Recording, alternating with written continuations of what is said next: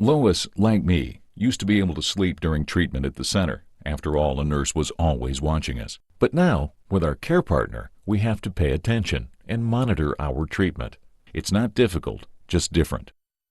To get started with treatment, the first thing Lois does is enter her treatment settings on the cycler, including the therapy volumes and therapy rates.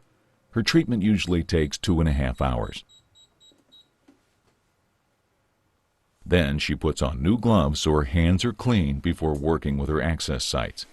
She prepared and cannulated her vascular access following the proper technique she learned. Next, she disconnects the arterial patient line from the priming spike and attaches a sterile 10 milliliter syringe to the priming spike. She connects the arterial patient line to her arterial vascular access line.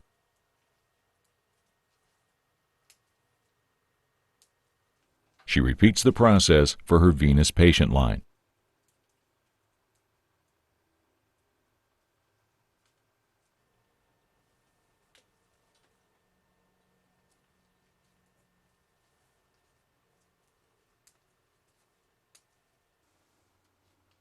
Lois then fills each syringe on the priming spike with 5 to 10 milliliters of saline.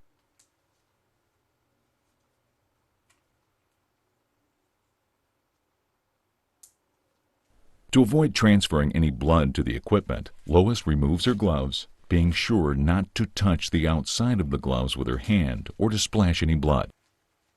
Next, she confirms that the system is ready for treatment. She starts by double-checking that her patient lines are securely connected, clamps are open, and that there are no kinks. She checks the clamp saline line and saline T. Then Lois checks her waste line to make sure it is connected to the drain line. She also checks her dialysate lines. She makes sure that the dialyzer is in the proper place, with the port upright, the cap tightly closed, and the line clamped. Then Lois presses treatment and begins her dialysis. She watches her lines in the dialyzer to make sure there is no air in the blood circuit. Observing her arterial and venous pressures in the green status bar, she increases her blood flow rate to the prescribed rate. As her treatment continues, she monitors several different aspects of her dialysis. The number 2 caution happens every half hour during treatment. This is a reminder for Lois to record her vital signs and circuit pressures on her flow sheet. She watches her lines to make sure they're straight and that they are always visible. She also monitors her saline bag to make sure there is enough saline and that the clamps are still secure. Finally, she watches the cycler for leaks or any alarms. Lois knows that the fluid detection sensor does not detect every type of potential leak.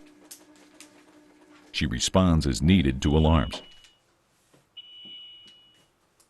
Lois's husband, her care partner, is with her during treatment, just in case. Honey, can you help me with this alarm?